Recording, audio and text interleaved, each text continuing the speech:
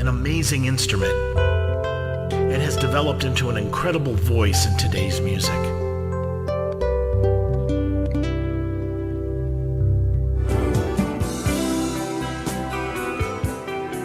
So many types of guitars, so many styles of playing, all sorts of gear. How does one make their voice be heard as a guitarist? My name is Jeff Floro, and welcome to All About Guitar, where we talk tone, we talk technique, we talk gear.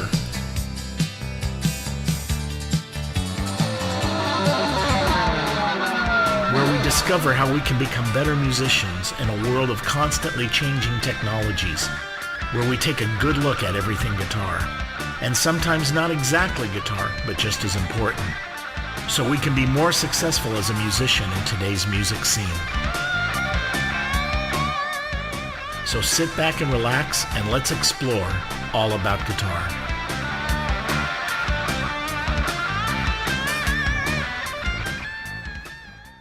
Good evening, everybody. Welcome to All About Guitar. I'm bumping things.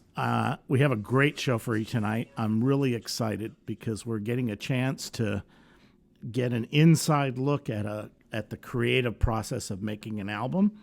And also, there's an opportunity for everyone here to actually participate and be part of that process. My guests tonight are my very good friends. They've been on several times, Incendio. And in studio tonight, I have Jim Stubblefield, Jean-Pierre Durand, and Liza Carbe. And let me get the mics on for you. Welcome, everybody. It's really good to see you again. Yeah, thanks, Jeff. Thank good you. to be here. Thank you for having us, man. And let me get the gain up for you guys. And what I want to do before I play... what I want to say is the album's still in process. So they're still tracking. Some of these clips that I'm going to play are not finished. There's extra guitar parts, extra sweetening to be done. So you're going to hear actually part of the, more of the raw, the early beginnings of some of the songs. So the arrangements are pretty elaborate of the cues I have and pretty extraordinary. And I think it's just what I really like about Incendio a lot is each album, whether they're doing the group or they're doing as individuals, they're always pushing their boundaries. And this album definitely does that. But what I want to do is just start off and just jump in, whoever wants to jump in first, is what the hell are you doing? No, give me a little idea of the background and the concept of the album and where you think it should go and what you're trying to do musically, because it's obviously you're going beyond from what you've done before, and there's a lot of things happening, as you'll hear in some of the clips. Well, as you say, we're always pushing our boundaries. So what we like to do is push our production chops, and basically we're writing pop music. We're writing instrumental pop music, utilizing all things from all parts of the world. We're utilizing Latin, Middle Eastern, rock, everything, and just writing more of a pop CD. A world pop because CD. you guys, how would you classify yourselves before? Was it more world fusion? Would that be the term? Or Well, we call ourselves world guitar, World guitar. and that's really what we're doing again, but we're just utilizing things from different parts of the world. And we are, there were retail labels that were put on, when we first started. We've been doing this for a while, and before it was Novo Flamenco or Nuevo Flamenco. We call it world guitar. It might evolve into something else. As far as my view of what happened, I think we wanted to write an album that was very kind of a little more pop, a little more accessible, but still respecting the melodies and the great playing. And I, in my mind at least, had the thought that I wanted it to be very up. But I think it's also a matter, Jim and Liza can comment on this, it's a matter of respecting the creative impulse, because now it's not, we had envisioned like a more full dance album or even like soul stuff, just like really, because it's an empty palette for you to do whatever on.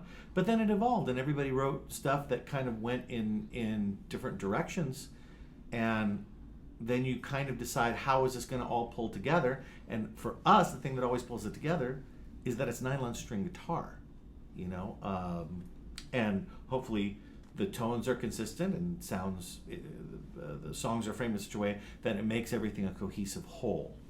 And so I don't think we've dropped it. There were songs, at least from our part, I can't speak to Jim, but there were songs that Liza and I wrote that were not immediately in the circle, or they didn't move me, or they didn't move her, and they weren't quite there. And so there was kind of a self-editing thing that happened, at least for us. Did you have something like that? I mean, No. I mean, I don't know how you came about your song, so. Yeah, I think I wrote a couple songs. I've written so many Roombas in the last 20-something years. So one of the Roombas I wrote, I said, well, I want to just have it be a little different production-wise. Mm-hmm. So I was messing around with some synthesizers, like MX, was it MX4? MX4. MX4. Well done, Motu. So basically I did basically a rumba kind of rhythm, but then I put like this MX4, it's like a sequenced kind of, almost like a techno patch. And that immediately set the tone for that. And then I put like more of a kind of a dance groove. And then I sent the demo to those guys. And then they, took it to the next level. And then I wrote a bolero. I've never written a bolero before. But I was listening to, when we were on tour years ago, we used to listen to a tango kind of fusion group called Gotan Tribe. And they do these kind of loopy stuff. So it's tango, it's not bolero, but there was the same sensibility. It was like, because I hadn't written anything in that genre. And so I explained in my notes, I said, hey, can we do this? So JP and Liza added these really cool, just like piano riffs and stuff to it. And it's got this thing that I'd never done before. So my whole thing was, whatever I brought to the table as a composer, I wanted to at least write something that was different than what I'd written. And it's hard, when you've been writing instrumental music, not only for Incendio's records, but, 6 solo albums. Well, not repeat yourself? Right, but do you have a certain mindset when you write for Incendio? Because like your last album was there was a lot of prog influences, and also too, you're expanding of your musical vocabulary in terms of instruments. What I noticed in these are just rough mixes. You're using electric guitars, but much more subtly than one would think. I mean, at least to me, it's in the background, but like, hey, yeah, he's kind of doing that, or he's kind of doing that in there, and so I'm curious for you, is that because your solo albums have gone a lot of different directions too, and then also you guys have been experimenting, but you've done as is Carbe and Durand, but you've also done production, so you do a lot of different. Well, that's it. We've written probably over 20 CDs for production libraries and trance CDs and all sorts of things, and we integrate those things into the production music that we do, whether it's for Sonaton or whoever. And a lot of times we'll be writing for one of those companies, and we go, oh no, we're keeping this song for Incendio. Good idea. It's too good, and we're keeping it for this. And then maybe we'll definitely tweak the production in a different way when we use it for Incendio. But a lot of times those platforms are sort of jumping off places for us to experiment and what we bring back to Incendio, and adding loops and horns and synths and things like that. Two very clear things that I wanted to mention, like for example, with Jim's stuff, he brings it to us and says, let's experiment. What do you have in mind? And sometimes, like in the case of Poderosa, that was pretty fully formed. The only thing that I would say we uniformly did on all of Jim's is tweak the BPM up a little bit. But for example, like on Poderosa, that was pretty fully formed the way it was. Whereas Blue Bolero went through some changes, and then I go, or Liza goes, what do you think? And it's, it's like, it really didn't capture it, or that's really cool. In the case of the songs that he brought, that worked out, and we were able to move together pretty fast. And it's fun. It's fun for me because when I do my solo albums, it kind of lives and dies by me. So I'll make my mistakes or whatever. Whereas when I work with the band, I really do tend to defer to those two. And it's fun to hear what they do. Like, because if I'm producing the Incendio stuff, then it's not. It's going to sound too much like my solo stuff. So by putting it into their kitchen, it guarantees that dividing line, because I always think it's nice to have like two entities that they sound similar, but it has an Incendio sound to it. And Yeah. JP and Liza have been producing, for the most part, Incendio albums for almost 20 years. So I know if I write a tune and they're going to do something, they're going to surprise me that I wouldn't think of doing. Right. And that's the magic, I think, is like having that situation. Yeah. you know? Well, that definitely Carbe Durand as a production entity. There is most producers. There's a sound. Alan Parsons. You can tell. You can tell by that. And there is though I have to admit, you get different sounds and the way you mix things in a but there's the thing I notice in terms if I would analyze it would be that the clarity and the pristineness of the instruments. You guys get a very clear sound. You can hear everything. The touchstones there, I'd say, are Steely Dan and XTC and Peter Gabriel. Those are bands we all really, really love. The So album and how groundbreaking that was. And, now it's seeming like everything is so easy. You can punch up a great drum sound or great loop sound or whatever. So you have to make sure that your acoustic instruments at least match that level. I would say, and this is some of our listeners, especially the guitarists, might find this kind of funny, but this CD, for like one little detail, it's a return to stereo guitars, which is going to sound really odd. But for years, we were like, the Incendio mixes are so dense, there's so much going on, that if you can be more pointillistic and just get a guitar here in this perspective and that perspective, it actually gave us more flexibility. And I think Jim has experimented with both on some of the stuff he did. So we've kind of gone back and forth, but this time it was a real commitment to say I can only think of one song on the album where most of the acoustic guitars are in mono. And when I'm speaking of that, I'm speaking of lead guitars. Mm-hmm. Rhythm guitars are usually stereo pairs. Some are so some are like two mono passes or whatever. Yeah. But like in this one, I just am not for another example, I'm just not a fan of direct guitars on recordings. I just don't like the sound. I love especially with your guitars. Yeah. It's almost a crime to direct them because you have such beautiful guitars and they resonate.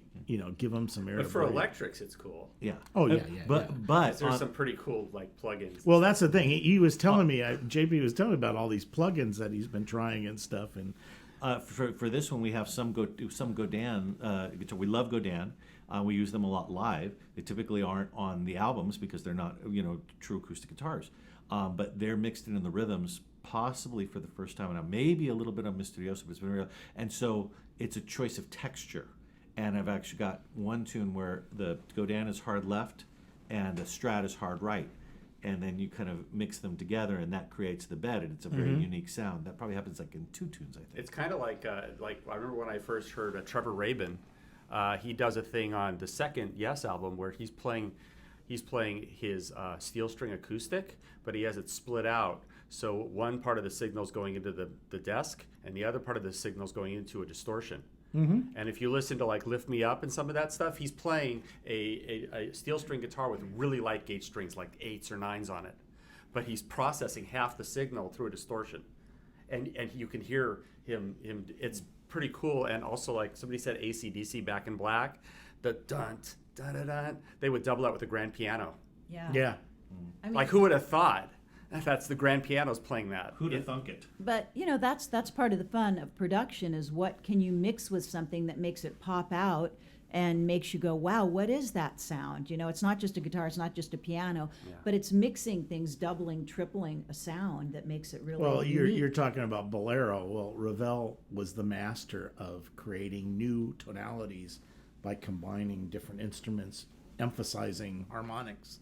And he'd have something play a tenth above another thing, and it just it changed the harmonic content and would make the sound like a unique sound. And when that piece was debuted, there was a riot in the streets, which is what we're shooting for. Yeah. So Yes. Well, that was because of the form.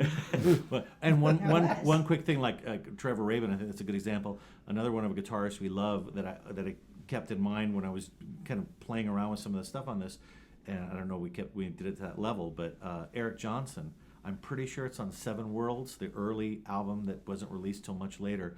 He has one piece on there where hard left is nylon, hard right is steel, and he plays the exact same thing with the same kind of pressure and expression and all that, and it's beautiful, and it's just very panoramic because you have two And distinct didn't timbres. we do that on a track I sent you where there was steel doubling the nylon for arpeggios? Yeah, we Yeah, did that, right? Yeah. Because it gives it's funny because the steel string I have is really washy and bell-like, and it's more of a fingerstyle guitar. So on its own, it's almost too bell-like and chimey. But if you put it underneath the nylon, you just get those harmonics that sparkle above the nylon. What kind of steel string? It's a James Goodall, Game Goodall. handmade those are- guitar out of Kauai, And Hawaii. then you EQ a lot of the low end out and let the nylon string carry more of the low end, and the combination is Or just a like real I nice think sound. even bands like Aerosmith would do like they do the same exact guitar part that's distorted with a clean sound. And Yeah. they layer it, and the clean sound would give the definition to the distortion. Yeah, You don't hear we the would clean, do that. We but would you do that hear in the the definition. sessions all the Yeah. time. absolutely. You'd play dirty, and then you'd have they would run direct to, and then send it to the amp. Or, like you said, a lot of guys now are doubling it with an acoustic guitar to get that tinkly high end, to get those harmonics up there. It does add a different character, whether it's playing with a nylon string or whether it's a full blown electric guitar. It is a Yeah, I think for my ears, what I do hear when you back to your question about what's different about the record is that we're not pulling any punches with, like, even our second album we didn't, because our second album we which is 2001, we did a lot of stuff, but because back then we were on a record label and the record label wanted certain things. Do this, and we were like, okay, we could do this, but we did our own thing, of course. But this, we make the decision. We can do whatever we want, and that there's a huge amount of freedom with that. There's a song called Amazon River Hoedown or something. Yeah. It's got like a Telecaster solo, nylon string, and an accordion on it. And I don't think a record guy 16 years ago would have let us do that song. But we can do whatever we want now. And that, to me, is the thing that I think about with this record, is that we're doing an all-original record, and we're not worrying about some third party saying, oh, well, you can't put that on there. Yeah. Because it's just going to go on Spotify and Pandora, and the public's going to decide if they well, like it or not. that's the thing. That's a super Yes. important point, No, well, let me go ahead and play Don't Explain. Now, Don't pretend. Don't pretend. pretend. I might have screwed that up. I keep thinking like I've Ella on the brain. okay, as I You might have said, done the same thing I did. I was like, no, don't pretend. God. Yeah, no, not Billie Holiday's. Billie Don't Holiday, explain, sorry. yes. don't pretend. Anyway, these are rough mixes. They're not fully sweetened. There might be guitar parts that are still coming, but this is kind of mind blowing, and this is a big. Take a listen to this. This is a great song to play. At least what I'm hearing here, like at a party, if you're like, guess who this band is? Because I don't think I would ever think that you guys would do this, though you're musically capable of doing this. But this is very, very cool. And let me play it, and then we'll talk more what you're doing.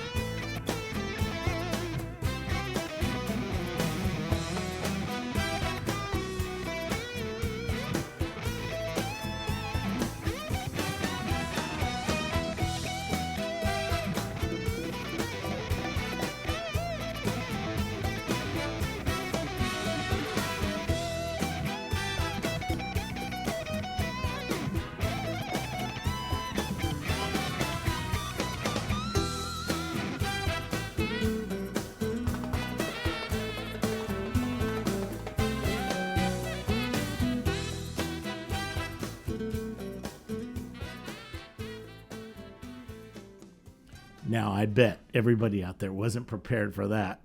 Tower of Incendio power. Oh, I like That was actually how Paco de Lucia started his career, doing more music like this, playing against type, doing soul and blues in Spain. Not a lot of people know that. That's very cool. No, I love I them. totally made that up for everybody out there. Who did the brass arrangements? Woody. Me and Woody Mankowski, who is a friend that we just end up meeting great, talented people on the road. And Woody plays with our good friends in Rump Roller, the Rump Roller Trio and Quartet. It's a group that Kevin Stevens and James Aker are in, and Carrie Frank as well, who is playing B3 on that track. And Woody's been playing with them on and off for years, and we just hit it off and said, hey, here's a general outline, and he super punched it up. We brought in Ann King, who's a tremendous trumpeter and actually played on the very first album on Misterioso. What did she play on? On Festival de Luces, and then between then she's been with Rod Stewart and Yanni, I think, just about everybody. And then Kevin Hicks on trombone, who Woody brought in. And they just came to the house and nailed it. I mean, we went through several iterations, like, check this, is this note cool? Is that cool? Then I go to the guys who present it, they're like, that's good. And then they came over and just smoked Yeah, it. just So Woody, you guys charted it out. Oh, absolutely. Yeah, because there's some Yeah. great stings, and where that break is with the drums, and they're hitting all those hits. Yeah. Yeah. That's- They Love sell that it. stuff. That stuff is great, and you're moving around a lot on that bass. Yeah, There's it's a lot of fun bass line. there's a lot Yeah, of for sure. cool things that you're doing on there. That's It's a very fun piece to play live. We played it live for the first time Saturday night. Saturday night. Yeah, it was cool. So that's part of the we did a quick film of that show. Part of the reason, obviously, here is to do the Pledge Music Drive, and so we're going to be presenting some stuff very shortly to our pledgers on morphing that song to the live version, and showing people how we're playing it live. So wow, it's busy right now. One day they will play that with the Tower Power Horn section. I That'd be predict that We will are- happen. we That are- is so cool. That's a great horn arrangement. And we are Woody- big fans. So thanks to you, oddly, once again. Give me Tower of Power Direct. I Yes. wouldn't What mind is- playing it with the horn section that played it. Yeah. That'd be killer. I'd love to take them on the road with us. Yeah, no. Yeah, that was an album. What he's talking about, it was a direct disc album, which was recorded right on the lathe, called Tower Power Direct. It was like a whole set, like a 20-minute set. Mobile Fidelity or something? Yeah, Mobile Fidelity. And to no, all, Sheffield Labs. Sheffield Labs. And to all of the music geeks that are out there, that album is available on Amazon.com with the takes that were not used. So the other takes are on there now for any Yeah, because Tower then if Power they made geeks. a mistake, they had to go back and cut it again. It was literally, there's a few people did. Lee Ritenour and Dave Grusin did stuff too. But you can get the that album, Tower Power Direct. It's now been remastered for CD, and it's killer. It's really... So that always floats that definitely floated in the back of my mind when Oh, we those hits tried are to- great. I love that. The horn arrangements are just... It's a good time to bring in, talk about Tim Curl, our drummer. He was going to be here this evening. He is a teacher at LA Music Academy in Pasadena, and he had a class that he had to do this evening, or he'd be here, and he just murdered the drum kit. It sounded great, and our friend Billy, who did the drums at his place. Yeah, Billy Sullivan. Billy Sullivan. Mhm. And Now, before we go into there, I got a couple more clips to play.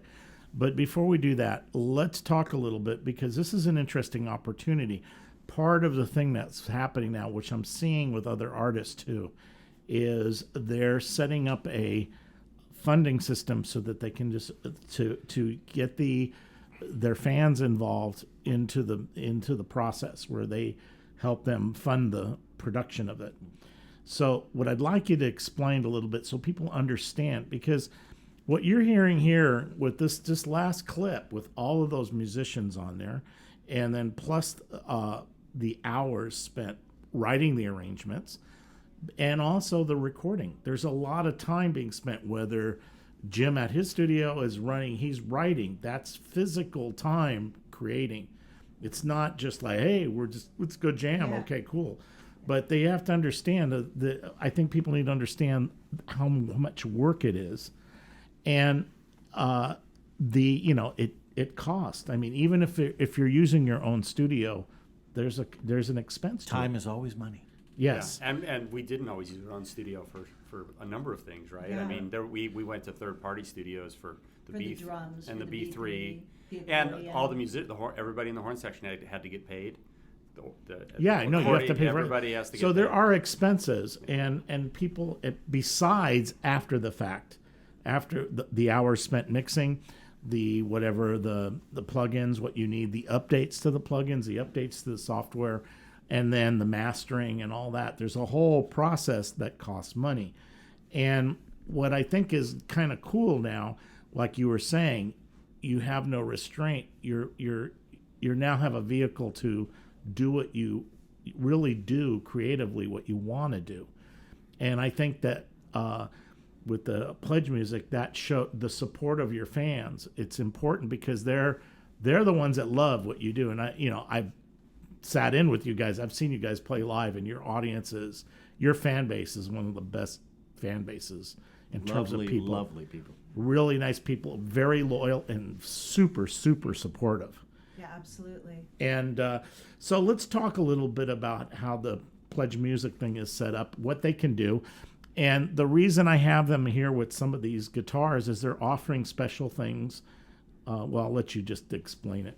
Well, right in the world, there's a Kickstarter. There's a few others. You have to decide which platform you want to use. In our case, we looked at everything that was out there, and we decided we want to use Pledge Music. They had a great track record. We all did research on how they did it, and also we took a little bit of time with it because in the last couple of years, now you got Judas Priest using it, and didn't Al Di Meola also do? Al Di Meola, Yeah. John Prine. I mean, people that That are I think are established. fine financially. Yeah, yes. And they're still doing, because I think what you're doing is you're basically saying, look, we're just asking you as the public to buy the record in advance because there's no record stores anymore. Really, there isn't. No, I mean, there isn't. You can go to a college town and there's a record store, but it's not like it's not ubiquitous like everywhere people would go in. So we're just saying, you know what, you're going to buy it anyway, so why don't you buy it in Pre-order. advance, and that'll help us get it done in a expeditious manner. And the days of the promo guy somehow sticking in like cocaine in a limousine into the bill that the artist eventually has to pay back to the label are long gone. It's for artists like ourselves, if you want to be autonomous, if you want to be self-determined about the way you're going to move forward, you're going to find a way to fund your album, and that's what we decided to do. We decided to develop premiums, and that's really more the purview of Liza and Jim. They worked very hard to set up all of the, and this is very common to most pledges, but there were little tweaks like, not only do we want to offer things, but, what picture would go right with what premium, little things that upgrade your presentation. They were very sensitive to making sure all of that happened. And there are crowdfunding books and different advice. It really was something important to prepare. Before we started, we prepared a bunch of archival clips to be able to post to Facebook and Instagram, I'd say, and Twitter. It certainly brought my personal game up, of interacting on social media. But yeah, it was a big collective effort to kind of get it all ready to go and then launch it. We're kind of in the middle of it right now. And so we send out advisories constantly. We send out emails, and we describe the premiums, which include, as we said, lessons. They include these guitars that people can see on Facebook Live, the student model mid-70s Ramirez, Kenny Hill New World cutaway guitar, and Jim's got his Maldonado there. It's a real and a beautiful sounding Maldonado. So those are the quote unquote sacrifices. And we also These are nice dug guitars. through our archives, and I know I was talking to Liza, like, how many posters do you have, and because we're going through like 20 years of like when we do albums, the record label would make promo posters, and I'd saved like the Misterioso one and the Da Noche one, and I'd save like 20, 30 of each. So we have pledge levels where no matter what, even at the lowest pledge level, you get a digital key to basically get the record digitally. I just ordered the album. Yeah. It was Oh, great. thank you. But then you go in another level and you get like, say, the entire Incendio catalog on a USB stick. And Yeah, I saw one. It's everything, all your Yeah. solo stuff, all your on a USB. Well, it's stick. not. It's kind of selective, but it's still a lot of stuff. I mean, it's like. it's like hours and hours and hours of music, and then obviously Liza's father, and she'll talk about it, who was a animator for Disney, is incredible I saw that, stuff. the poster. So there's even these cool things that you wouldn't otherwise be able to get. Well, I'm sorry, but you can't have my Incendio pillow, which I ordered years ago From on Cafe Press. Oh yeah, I forgot have about my that. Incendio pillow. Oh. Or you don't want my T-shirts. I've been wearing them for years. But The inside of your head is a scary place, my friend. I'm sorry. What about that? anyway, about your dad's- yeah, dad's the artwork. No, we just tried to offer a lot of things that people had asked about over the years. Whether it was getting a lesson with us, which so many people have asked for over the years, and I don't know, they don't show up. I don't know if we scare them off or what, but we're offering it over Skype. So if anybody wants a bass lesson or a guitar lesson, that's available to you. And when you get that, you help us get our CD done, and you help with our promotion. Just getting it done. Yeah. But Our promotion, our packaging, our mastering, all of those things are recording. costs And to defray the cost of all the guests that are on the album. so the thing that I'm offering from my father is my father illustrated one of the very first books of Frankenstein. And many people have contacted me over the years, and there's been websites put up dedicated just to his artwork on that book. And then it was reissued about 2 years ago by Dover Publishing. And before he passed away, he did a serograph of one of the paintings that he did. I believe it's a 38 color separation. And he did a limited edition of those. And I know Frankenstein is for a very specific audience that likes that. But it's really a beautiful serograph, and that's offered as one of the premiums for art lovers or people that like the macabre or Yeah, on the Pledge Sci-fi- Music site, you can sci-fi see a people, picture. Sci-fi, fantasy. people. You can So see a that's picture one of of it. the But I things. have to interject really. You guys have been posting like little mini lessons, and you've been showing on there. And when you were doing your Raschiato, I was scared. That's a scary Raschiato. Man, those hands. I've never heard you play like that. It's like I'm so used to you playing one note at a time. No, on bass, but I mean, no, it was amazing. Your technique, it's just Raschiatos to kill you. yeah, but it was awesome. And they've been and check out their site because they've been showing these little mini lessons. You did one, I think, on Two, I think, right? Yeah. one on rumbas, Oh yeah, I King of the Rumbas. No, I think I had two. I had one that was a rumba lesson 1, and then a second rumba lesson 2, and then I had a scale sequence. Yeah, I saw that. Like, So I think I did 3. Yeah. so you did. it was interesting, and you did one too. I saw that. I did like a strat one, but I think for the fundamental rhythms, the scalar stuff that Jim is showing, really, the great intricate finger work that Liza's doing. Mine was Strat. It was the Stratocaster, and that was cool. And what I had wanted to delve into, and there just simply hasn't been time, is to get a little bit back behind the mix philosophy and show a little bit of that. So those are still upcoming. Yeah. And now that we have like more stuff recorded and it's ready to go. And then we did another lesson showing, just sort of breaking down how we wrote Haunted. I was showing my part and he was showing his part, how it went over that. Yeah. And just a little bit about the writing process. I mean, you can't do much in 5 minutes, but we were just trying to No, let it's people very- in on that. yeah. And for Incendio Train Spotters, the cool thing about that particular set of lessons, in addition to whatever you might glean from our guitar playing, is that the namesake of Mambo's Chambo, Mr. Mambo, is featured right behind us, grooving along to our lesson. So it's a little bonus. There's a that little we parrot threw- walking around behind him. having a good time enjoying himself, so you get that as well. There you go. You can find all that on our Incendio page Yes. and our YouTube channel. Exactly. What you go is look on the official Incendio Facebook page. It's far too long, but that's how it worked out. And so you go on there, and all of those things are listed. The lessons are listed. Clips going back as far as 2003, 2004. We even have some They have you guys earlier have a lot of clips that are stuff. posted. Yeah, Videos of you guys playing all sorts of festivals. I've been collecting Hendrix tapes since I was 13. Now you can get everything. It didn't used to be that way. So I have a penchant for collecting and recording and documenting all this Yeah. stuff. And it was kind of like, I have something else now, put it in the file. And so now these files are kind of being opened up, and we watch it, and it's like, wow, Lisa's hair was that long, or Jim was wearing that particular shirt, or JP was acting strange. which doesn't narrow it down in any Well, way. and your hair went from here to here to here to right. here to here. Yeah.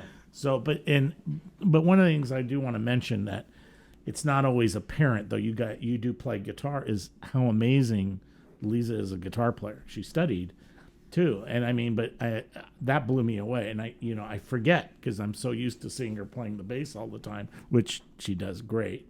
But it's like, yeah, wow, So it makes her technique very unique. Yeah. On the bass too. Yeah, like Abraham Laboriel, who also plays guitar, started as guitarist and bass player, and is my fave bass player from all time. yes, I was lucky to work with him on one session, and Oh, I was telling nice. JP last night I wasn't the producer, so they wouldn't let me record it. If I had the money to buy the reel at the time, I would have done it. But he and Alex Acuna were warming up, and it was priceless. That's all I can tell you. I can't show it to you, but man, he one of the sweetest people ever. He So- is. I used to see them play at the Baked Potato all the time when he was Yeah. with Konania. He's Yes. amazing. A man of faith and a lovely guy. Yeah, Oh, very God. nice. Now, let's take a look real quick. We're getting almost out of time, and I still got another clip to play, or two, or whatever. But these are the guitars these are one of the things that you're offering. So you go first. All right. So this is a guitar that I used actually on the Incendio Christmas album and also on my last solo album. It's a 2015 Pedro Maldonado, and it is mint condition. It doesn't have a pickup in it. It literally is it's Spanish cypress back and sides and a German spruce top, and I think we're offering it for $5,000. And I paid $8,000 for this guitar. So It's a beautiful guitar, and it's Yeah, really it's an loud. amazing deal. Yeah, You know what? Because it doesn't have a pickup in it. I haven't seen it before, and the rosette and the work, in addition Yeah. to it sounding beautiful, are gorgeous. so- I hadn't seen this before. Yeah, Yeah. the And it's really binding hard is nice. to get Maldonados now, and this one you don't have to have shipped in from Spain. It's right here. Yeah, I mean, if, like I said, they take 5-6 months to be built, and you're looking at $7,000 to $8,000 to $9,000. And like the only reason I'm actually getting rid of it is I have a lot of Spanish guitars, and I have a 2001 Maldonado, which I love, and I've had that one for 17 years. So, Or is that an acoustic? Because I know you need for live performance. You have is that that has a pickup in it. Yeah. Half of my nylon strings don't have pickups, and half do. But yeah, this one doesn't have a pickup. So I mean, it's like, if somebody wanted to buy it and just as a collector, yeah, I wouldn't put a pickup in and it. just use It's it too as nice. I use it as a studio only guitar. Yeah, Yeah, so that's this guitar. Just sounds like a cannon. Yeah. just a couple of notes, a chord or something just- like this, so they hear. That's pretty loud. It's not even near the mic. And these are just light gauge strings. So if somebody put heavy gauge strings on here.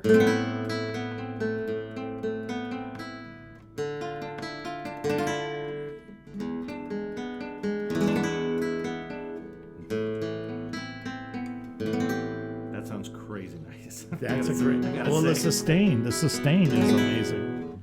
Yeah, It's so really good. It's very bright, which is what you'd expect from a flamenca blanca. Yeah, You know. no, that's a beautiful guitar. Yeah. So that's this guitar. Now, what do you have? I have a mid-70s student Ramirez that Liza's had for years. She actually knows more about it than I do, to be honest with you. Only so far as the pedigree of it. Well, it's a student model, like you said. It's a student model Ramirez, which means that it wasn't made by the family, but it was made with the blessings of the family, with a lot of people that made them for But for that Ramirez. was in Spain, though. Yeah, yes, it was made in Spain by. Because I don't think Ramirez now, it's different than it was, right? Probably. Yes. But there were a lot of makers that the Ramirez family would say, go ahead and make a student model to our specs. And this is one of these. And I played it all through college. I did a lot of my college recitals on it. We played it on Mysterioso Mysterioso, and Illumination. Yeah, and Illumination, and perhaps some of the others. And it's not a cutaway. It's got no back pickup then in there it. were no cutaways. And it's just, it's a really lovely beginner's guitar. It's got a very warm sound Beginner's to it. classical. Yeah, beginner's classical Yeah, guitar. it's a classical. That was like the guitar when I was in school at SC. Yeah. That was like, if you didn't have a Ramirez, you were not cool. And of course, I didn't have a Ramirez, so So you weren't cool. I was never cool.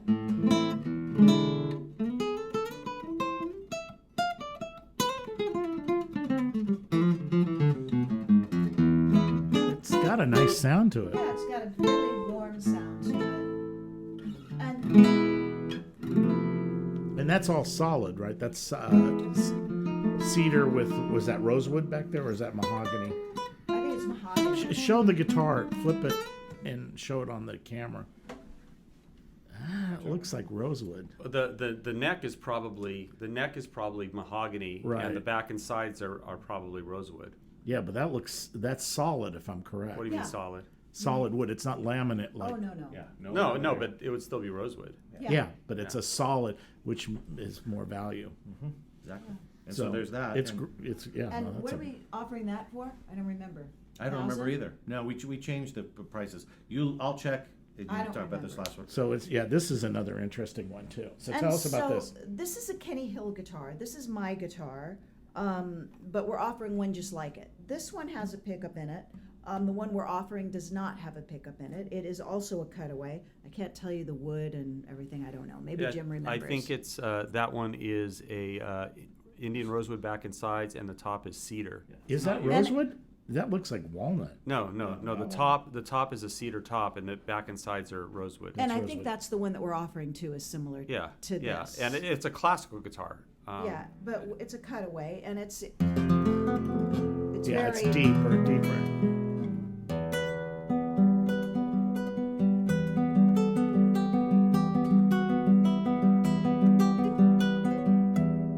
it's got a warmer sound than Jim's. Obviously, it's not as Yeah, loud. no, the flamenco guitar is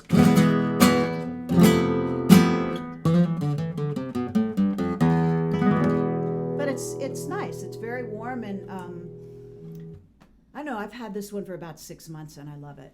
It works very well live. The pickup, I don't know what kind of pickup do I have. I don't even remember It's what it a is. Barbera. Yours is Barbera, that's right. I know more about their guitars. I know, I don't remember. But it sounds great What's- live. It sounds great recording, and we're offering that as a premium too. And So I think the- we're offering it for The Ramirez Classical is $700. The Kenny Hill is $1,500, and Jim's guitar And this is the Kenny is Hill. $5,000. yes. Yeah. Those are good. That's a good price. Yeah. I mean, It is. Ramirez's were back then were $700 for those. Yeah. They weren't cheap. Even for the student ones, they were not that cheap, and so that's actually a good deal. And the nice thing about the student model is that it doesn't have that gigantic neck that traditional Ramirez have, that so many people really don't enjoy. Yeah, because that it's- kind it of- was made for Segovia, and a lot of people don't have those type of hands. So for the smaller model, it's easier to play. yeah. It's 8:45. You want to hit one of the Poderosa maybe? Yeah, I'm going to play Poderosa. This is Jim's tune. This is one of my songs, and yeah. Featuring him and the MX4, which is now standard on DP. Thank you, DP, for doing that. Okay, let's go ahead and play it, and then you can tell me a little bit about what you're doing, because there's a lot of interesting things happening on this one, too. Oh, yeah. Poderosa.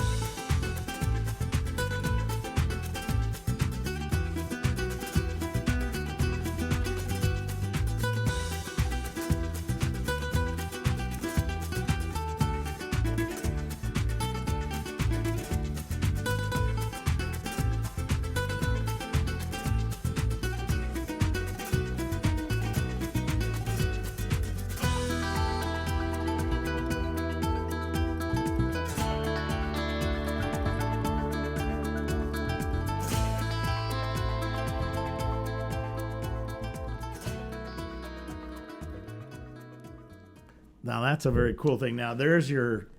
You were talking before about the adding new, taking the rhythm and enhancing it. Make it. Is that one of the examples where you're making it more techno with the Yeah, I mean that's kind of the loop going, and then JP played the. I think he borrowed your guitar. My Gretsch. Your Gretsch. Yes, I doing love the spaghetti whammy bar. The spaghetti western guitar stuff. Yeah, and we replicate that on stage now with the Strat. It's cool. It's not quite the same. There's the Filtertron and that. I believe we're using a. Well, you're just gonna have to get a telly with Filtertrons on it. Yeah, the Cabronita kind of style stuff. But yours is a Tennessean or Chet Atkins? It's a Nashville. It's a Chet Atkins. Chet Atkins Nashville's, right. It's an old 60s that's one. Filtertrons and that is actually through the Motu plugin. So that's not Guitar Rig, it's not Bias, which I've been using on stage. It's actually comes with Motu as a setup that's like a compressor, clean, all a reverb tank. Now, when the album comes out, we're going to have them back, obviously, and we're going to go into much more detail. But you can understand here, and also too, this clip, you can hear there's like instrumental little things going on where I think you're going to be overdubbing, and there's this is not finished yet, but it's interesting because you can hear some really cool stuff. And I thought the whammy bar stuff, those little strums are I think there's cool. still some harmonies that have to go on there, but everything's work in progress. Yeah. Yeah. No, but I mean, it's interesting to hear it because wait until you hear the final product. But and I think you have the lead, and then you have something that adds character, whether it's an electric piano or an organ or horns, whatever. And definitely the character in that is the spaghetti western guitar. Yeah, and you still have to overdub the tuba solo. No, I'm just kidding. Just the Whenever you're ready, man. But we haven't added tuba yet. I guess we'll have to write that into. No, I actually had somebody that did a guitar with solo tuba. Unbelievable. It really worked. It just blew me away. So two former guests are on my texting me that are watching the feed right now. Mm-hmm. Dan Sistos and yes. Eric Hansen. Hello, Mr. Hey, Sistos. guys. Hello, Mr. Hansen. Mr. Sistos. Yes, you guys need to come back and do another show. You're overdue. I'm just going to say that. So, but anyway, we're almost out of time. I'm going to save. This actually was a clip. It's a shorter clip. I'll end it with this song. I think it's called First Hill. First Hill is the hardest. Just First Hill. Nothing to do with Silent Hill. No, just I like that movie. Yes.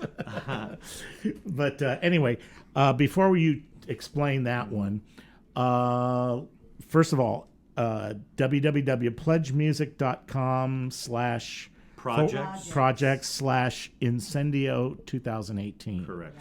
And that's where you can go and take a look at all the guitars and, help them out, be part of it. It's I think that's very important because you show your support, but also it's part of what's happening now where there are no real record labels or very few. Now it's you and the artist directly interacting. That is I think that's exactly a the cool. idea. So that, and then now just tell us one other thing. Congratulations. Tell me, I don't know the name of the award. Oh, yeah. You won something for Guitar Mystique. One World Music UK. They have a contest every year for all the stuff that gets played on their station in Europe, and so I got Best Acoustic Record for 2017. Very cool. Yeah, so and that was a cool. shout out to Bo. Shout out to I love Mr. Bo. Astrup. And Dan and Steven All the and guys. Eric, who all played on the record. Novi. And Novi. Yes. And also too now, where are you guys playing? What's going on with you guys? We're playing all summer. This weekend we are at Fremont, the Mission Coffee House, the Brass Concert Music Series, and then Sunday at 1:30, I believe, at the Nevada Art and Wine Festival. Then we're about 2 weeks after that. We're doing a week in Chicago and Lake Geneva, the Studio Winery in Lake Geneva on Friday the 22nd. Logan Square Art Festival on the 23rd. Deerfield Summer Concerts on the 24th, I believe. Then after that, we'll be at the Levitt Pavilion in Denver. We'll be doing Albuquerque. We'll be playing Colorado Springs, smack in the middle of that run, which is in the middle of July.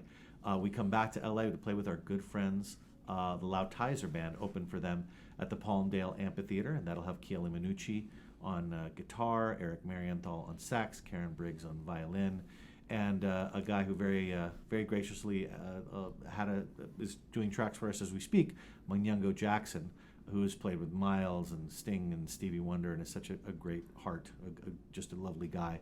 And he's doing percussion right now and doing a lovely job. So. And what's the target to have the album out? October, right? I was going to say like 2025, but to be more practical, yes, fall, September, October. Well, we're hoping to have it available at least for bandstand sales over the summer, so we'll see how that goes. Yeah. Okay, because if it's in October, For official release. you're going to have to come, and we're going to have to go through the whole album and really get into it. So That would be awesome. Thank you for the opportunity. Yeah, thanks as for always, having us. my friend. And just real quick, so check incendioband.com out for updates and dates and all that kind of stuff, including East Coast shows. I haven't gotten to Reston and returning to Long Island.